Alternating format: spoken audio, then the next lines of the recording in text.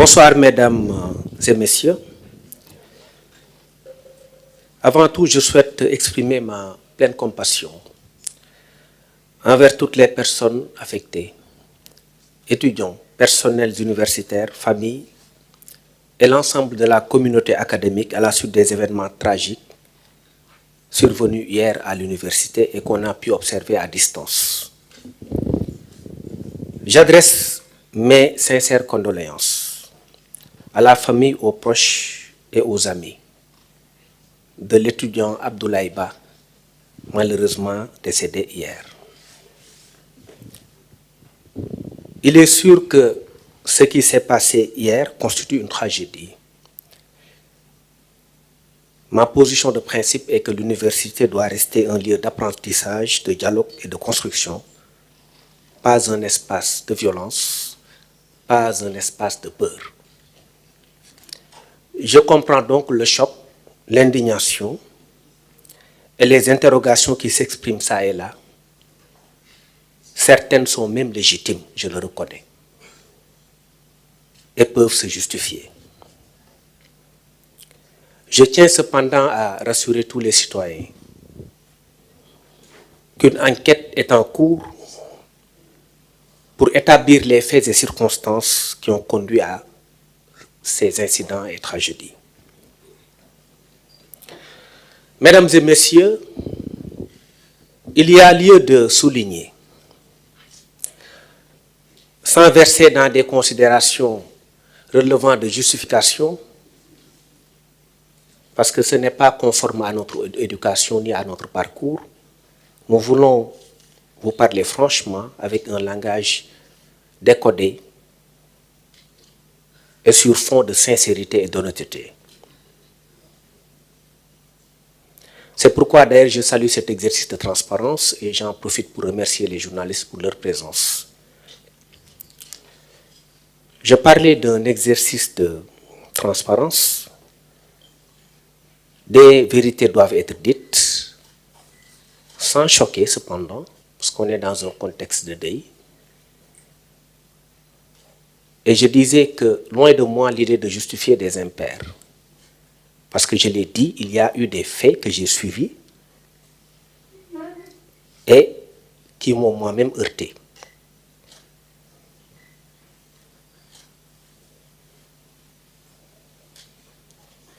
Il y a lieu de remarquer que depuis quelque temps,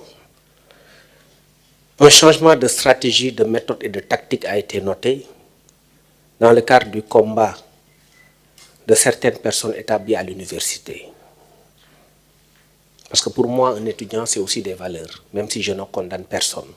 Je respecte le principe de la présomption d'innocence, mais j'estime que les choses sont devenues assez graves. Et la situation de l'université est alarmante et alerte.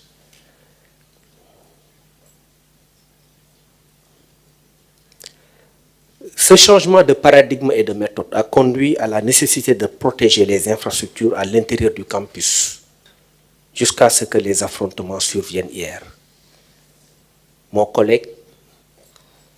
de l'enseignement supérieur l'a précisé, on n'est pas dans le cadre des franchises universitaires conformément à la loi. Il faut dire que nous sommes dépositaires aussi du renseignement.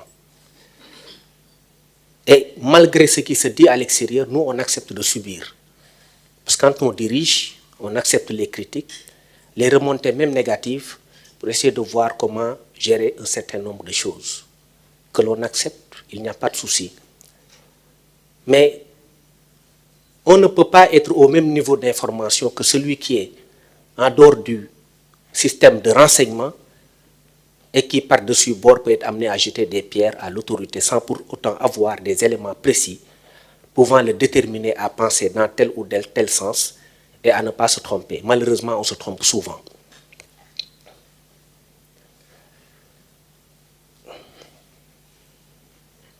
Je l'ai dit, nous avons reçu des renseignements.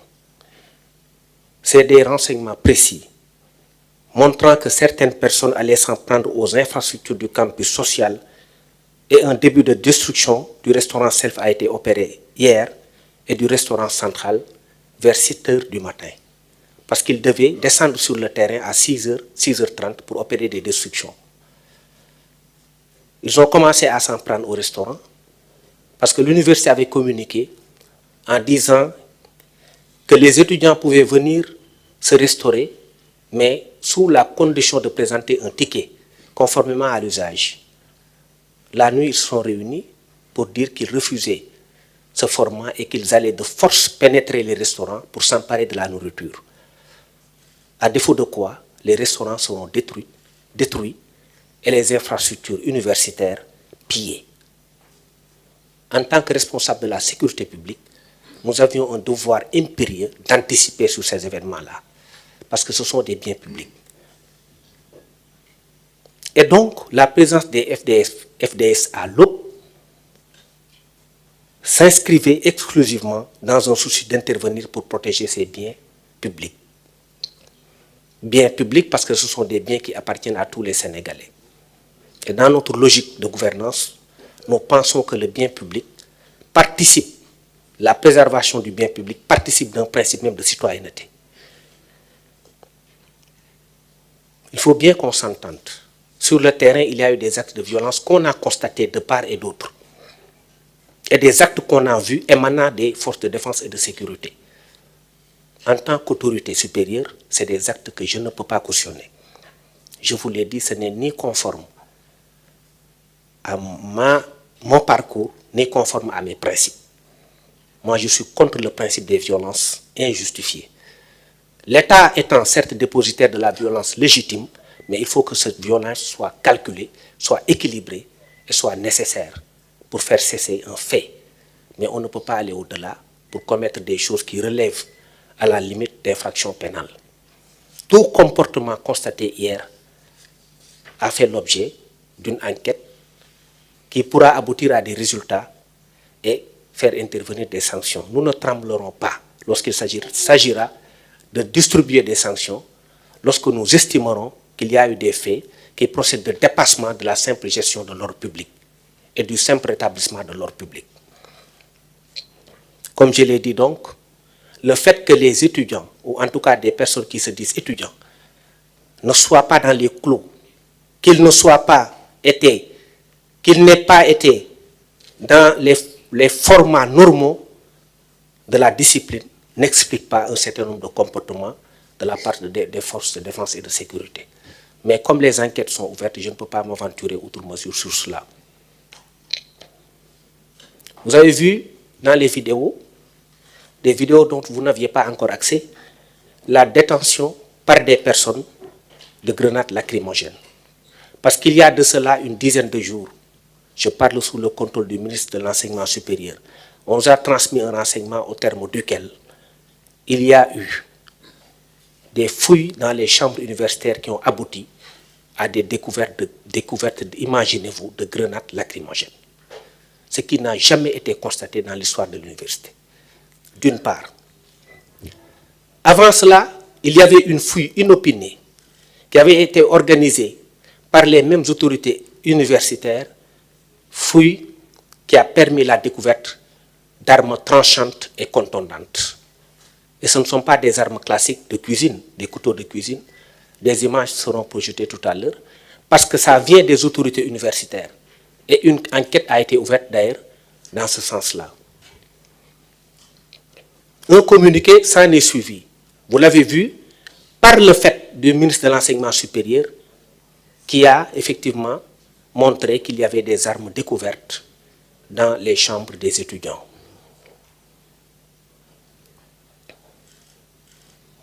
Ensuite, nous avions reçu après des images assez choquantes d'une personne qui n'était pas de nationalité étrangère, le lendemain de la victoire du Sénégal sur le Maroc, agressée par des étudiants. Nous avions cru devoir ne pas faire sortir cet élément-là, parce que ça pouvait de l'autre côté constituer une source de représailles contre les Sénégalais. Vous imaginez la gravité de ces faits. On a été obligé de ne pas diffuser cet élément vidéo. Ces personnes ont été interpellées et jugées en flagrant délit par le tribunal de grande instance hors classe de Dakar. Ce sont des faits qui sont là et qui sont vérifiables et documentés. Et je l'ai dit, loin de moi l'idée de justifier quelques violences policières que je condamne,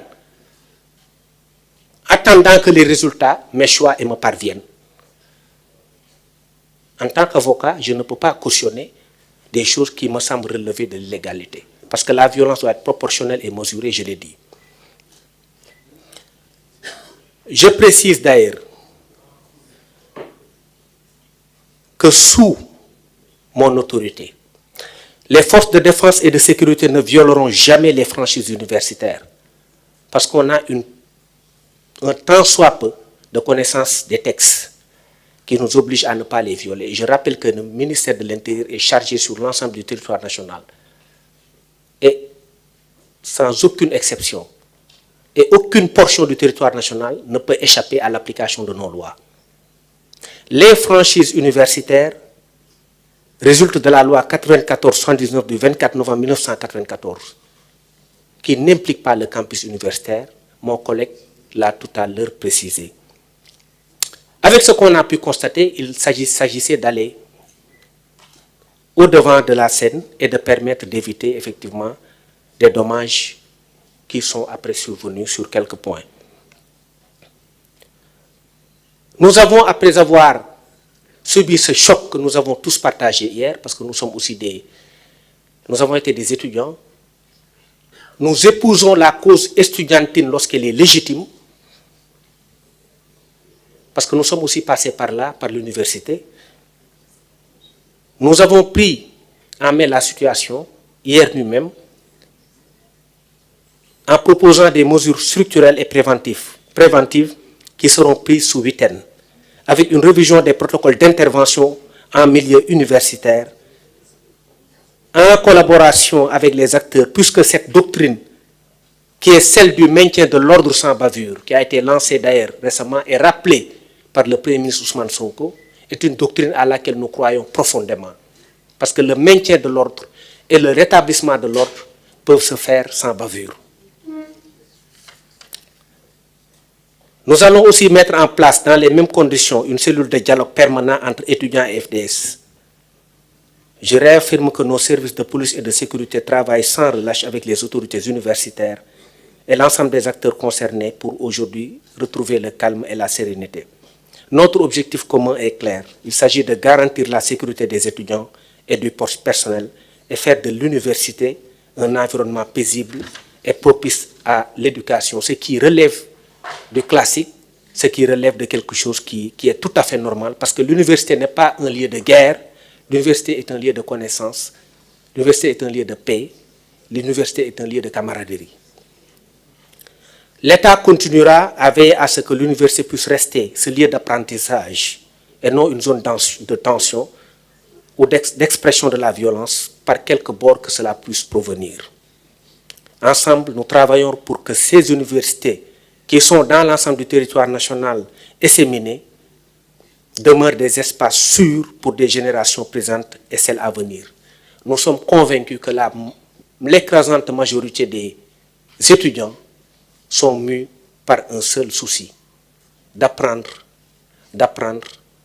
et de réussir leur vie. Ces étudiants méritent d'être protégés, ces étudiants méritent d'être encadrés et ces étudiants méritent d'être aidés. Je vous remercie. Ci wolof mbokk yi maa ngi nuyu ñëpp di sant ñëpp ci seen teewaay journalistes yi ak ñi fi teew ñëpp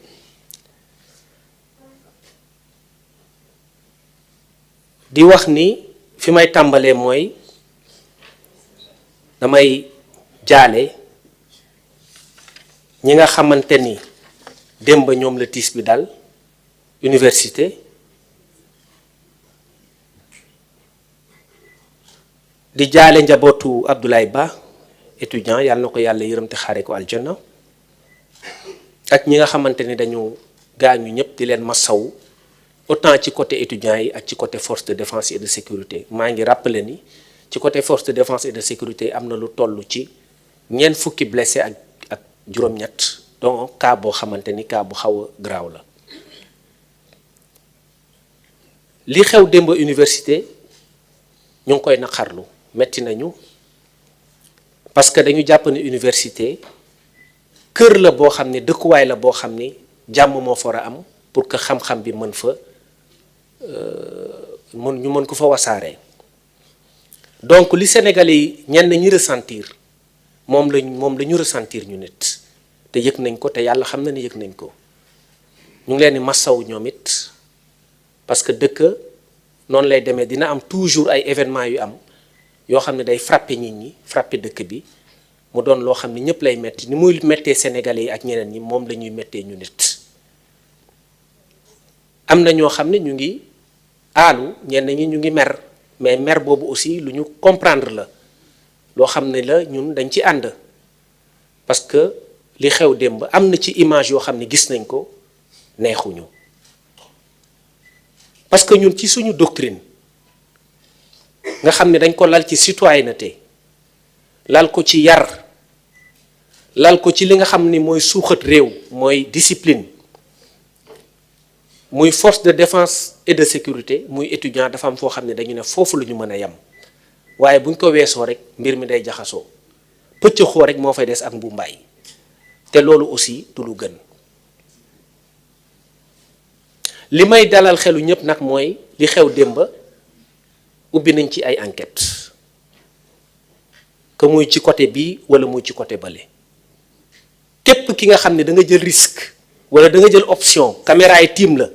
ngay tooxal ay nit dinañ la xaar enquête bi bu paree dinañ xam liñ ciy def leneen li mooy gis nañ ni am na ci biir université loo xam ne lu xaw a bees lu ñu xamul woon parce que ñun ñëpp nekkoon nañ ay étudiants di masaw tamit étudiants yi nga xamante ni leen indi ci université mooy jàng ak sakku xam-xam parce que ñoom gëm nañ ni ñoo gën a bari autorité universitaires yi dañu defoon fan yële passé ay fouilles ci chambre yi bi ñu fa demee dañ fa njëkk a fekk ay paaka yu bari loolu moo tax bi ñu ko fa fekkee ñu def communiqué bi ngeen gisoon au mois de décembre bi nga xamante ni sama collègue Daouda moo ko def ministre de l'enseignement supérieur ay paaka yoo xamante ni mën na c'est des armes yoo xam ni maanaam contondantes et tranchantes mooy lu mën a jam mën a xotti mooy li ngeen di gis nii ñun lu ñuy wax yëpp dañ koy teg ci ay documents lu ñuy wax yëpp dañ koy teg ci ay preuves ñu demaat ñu gis ci ay fouilles yu ñu def ci ab chambre grenade lacrymogène loolu bett ñu trop sax parce que loolu amul woon université te grenade arme la loolu moo tax bi ñu ko jëlee ñoom dañu sensibiliser étudiants yi déjà ubbi nañ enquête ci ki ko yoroon démb li xewoon gis ngeen ko gis ngeen étudiant boo xam ne ñu ngi koy massuwu mais foog ñu enquête ci aussi parce que dafa doon manipuler grenade lacrymogène ak ay collègues am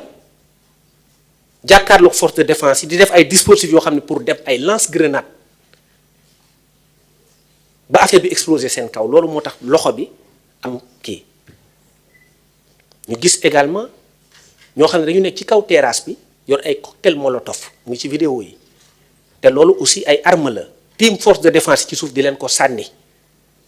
loolu moo tax ñoom ñu doon avancer pour ñëw seen kaw pour protéger wu dugg ci biir fekk leen ci kaw jëli leen loolu moo indi ñu dugg foofu parce que bu ñu fa toogoon rek mën nañ leen gaañ parce que cocktail molotov mën na la rey waaye nag loolu taxul grenade yee ngi nii moom lañ doon defar pour sànni ko mooy vidéo yi ngeen gis kooku loxo bi am problème fii ñu ngi def dispositif pour sànni grenade bi xam nga lii amul woon université image yi amul woon ñun bi ñu nekk université xamuñu woon yii kële mu ngi yor jaasi li may wax rek li ñuy wax yëpp dañ koy teg fii ngeen gis ko pour xam ni aussi am na ñu def waaye bu ñu jàpp benn parti rek di ko jam te dëgg rek moo neex yàlla lii lañ doon bañ moo tax ñu saisir grenade bi te grenade bi ñu fekk ci chambre bi grenade boobu jógewul ci force de défense et de sécurité yi feneen la jóge maanaam marque bi duma ci sori parce que enquête lañ nekk feneen la jóge ñun lu ñu am mën nañ bañ a nekk parce que comprendre naa ñi nga xamante dañuy nekk ci biti di critiquer mais mënuñu nekk au même niveau d'information parce que état dafa am renseignement boo xam ne du ko tas renseignement boobu moo tax sax d'ailleurs ñu jot ay information bi Sénégal ak Maroc demee final ba ñu jël ndam li ñu teg ci benn fan mu am koo xam ne dañ ko agressé biir université te kooku bu ñu ko génnewoon kon loolu mën na taal réew mi parce que dina am ay représailles heureusement ki ñu yaakaaroon ni nationalité boobu la du moom ñooñu dañ leen jël yóbbu leen jébbal leen justice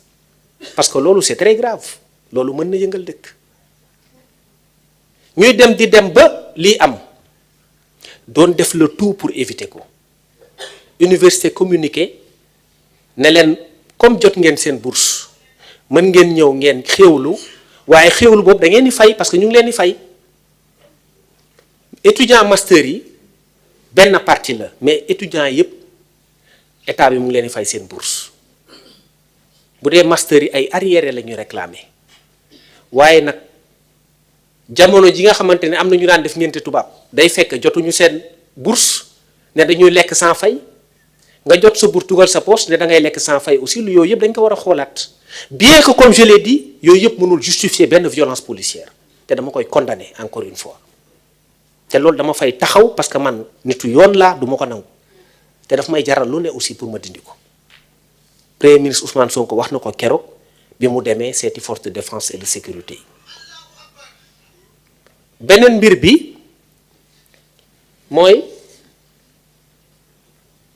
bi ñu paree loolu ñu jot également li ma wax des renseignements ci ëllëg sa ñu ñëw autorité universitaire ne waa léegi baax na mais comme fay dañuy comme léegi yéen fi mu nekk ni sonn ngeen loof ngeen te suñuy doom ngeen li ñuy bañ mooy xiif bi yàgg lool su boobu aussi tamit am na ñoo xam ni feneen lañ jóge di ñëw di financer étudiants yi te loolu aussi yor nañ fiche yi du ma ci sori nag parce que loolu dafa xaw a doy waar ay information yoo xam dañ koy téye pour l'instant bi loolu amee ñu ñëw ne ah ubbi ngeen waaye nag ci guddi gi bu ñu xëyee du ñu fay ñun suñu position de principe duñ ci bouger dañuy lekk te duñu fay ñu waxtaan seen biir dajewloo ne léegi bu ñu xëyee bu ñu demee buñ ñu mayul ñu ubbi buntu yi nañ ko toj saboter restaurant yi dugg par force jël vivre yi ci lañ njëkk renseignement bi ci guddi le matin très tôt parce que ñoom ay 6 heures et quelques 7 heures lañ ko programmé woon 6 heures du matin 6 heures 23 ñu def fa dispositif bi taxaw pour protéger université bi bien yi comme ni may wax franchise universitaire campus social bi concerné wu ko te même bu doon campus académique bu fekkoon dañu gis une menace réelle contre les personnes et les biens dañ fay taxaw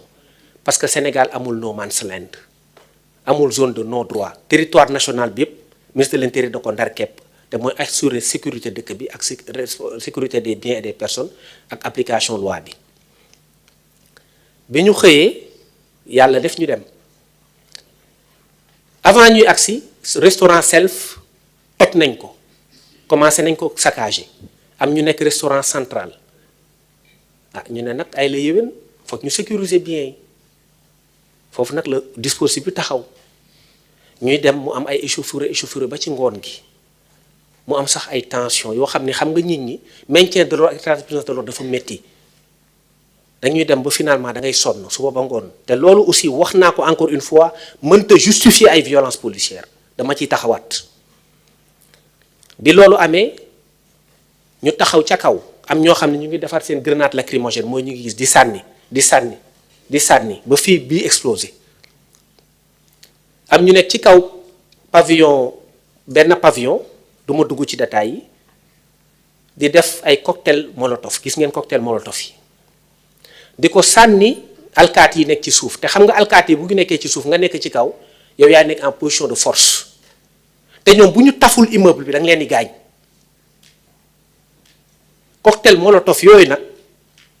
moom lañ doon sànni ñu ñëw tafu te cocktail molotov fu mu nekk rek day indi incendie loolu moo tax ñu tafu ci mur bi di yéeg ci kaw pour maîtriser leen pour éviter mu am ay mort d'homme encore une fois loolu mënut a justifier ay violences policières damay taxawaat foofu affaire yi nag dégénéré ci la étudiant bi génn àdduna ñu koy ñaanal yàlla na ko yàlla yërëm yàlla xam na ni man gëm naa ni force de défense et de sécurité yi ñaanuñu woon loolu waaye nag les responsabilités seront situées parce que ñun loolu mooy suñu rôle duñu cautionner violence par quelque bord que cela puisse se trouver ou par quelque bord que cela puisse provenir dina enquête yi commencé nañ ko te dinañ dem jusqu'au bout parce que garde des Sceaux dina ci rappeler quelques éléments donc li may wax rek mën nga nekk sa kër di xalab autorité loolu dañ koy nangu man comme on dit man damay nangu waaw da ngay nit moom da ngay yaatu gannaaw ñu lay kii rek amul solo li am solo mooy rek nga gëm liggéey c'est le plus important mais nag boo amul le même niveau de renseignement que l'autorité mën nga juum yaa ngi koy jam waaye mën nga juum loolu nag mooy arrivé souvent fi may terminer mooy dama gëm ni te keroog premier ministre Ousmane Sonko mu ngi koy wax te président de la République aussi loolu la gëm mooy suñu doctrine ñun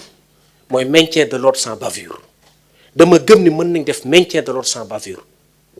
te loolu dinañ ko appliquer ci Sénégal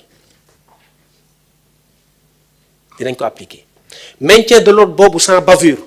moo tax bi ma ñëwee dama joxe ay instructions ne même dans le cadre du rétablissement ou du maintien de l'ordre j'ai interdit l'usage d'armes à feu pourtant loolu man maa ngi exposé samay hommes mais bëgg a jàmm rek moo tax ñu ne leen dañ leen interdire l'usage des armes à feu dans le cadre du maintien et du rétablissement de l'ordre moo tax même démb amul benn arme à feu li xewoon novembre dugg nañ biir université coow am na mais dara amul mais arme yi ñu utiliser démb xamuñu ko woon bi passé novembre loolu moo tax mu am ay dérapage te arme yi ñu utiliser démb université daanaka mosoo gis ab étudiant yor grenade génnee ko yor ay grenade di sànni loolu mosul am di def ay genre lance grenade cocktail molotov yi ngi nii te ñoom boobu force de défense yi ñu ngi ci suuf bu leen dalee rek mën na leen taal li ma jàpp mooy force de défense yi ak étudiants yi ay frères lañ li ma jàpp mooy état rôle mooy rétablissement bu ko jaree de l'ordre ak sécurité li ma jàpp mooy bavure policière warta am Sénégal ak fi ñu jaar yépp moo tax ma koy naqarlu di ko naqarlu ak yéen mais wax naa ko les mesures idoines seront prises pour rétablir les choses encore une fois gëm naa ni majeure partie écrasante partie d'ailleurs laa wax étudiants yi li leen soxal mooy jàng dem seen yoon parce que ñun bi ñu duggee université ñun loolu lañ bëggoon loolu lañ daan def dañuy jàng bu ñu xëyee jàng et cetera te pourtant amoon na ay retard de paiement mais dina amoon ay manifestations mais yenn excès de violence yi duñ fa egg te loolu gënut aussi parce que mooy indi lii ci réew excès de violence yi wax naa ko ci ñaari parti yëpp day am cautionné wu ma kenn dara défendre ma kenn parce que man je suis un Sénégalais dépositaire d'une mission régalienne que je vais appliquer et sans trembler dinaa ko def beneen affaire bi mooy maa ngi jaale encore une fois ki fi jóge di ko ñaanal yàlla yërëm ko te xaare ko àjjana te saraxam yàgg ci loxo ay njabootam maa ngi leen di nuyu di leen sant asalaamaaleykum wa rahmatullah.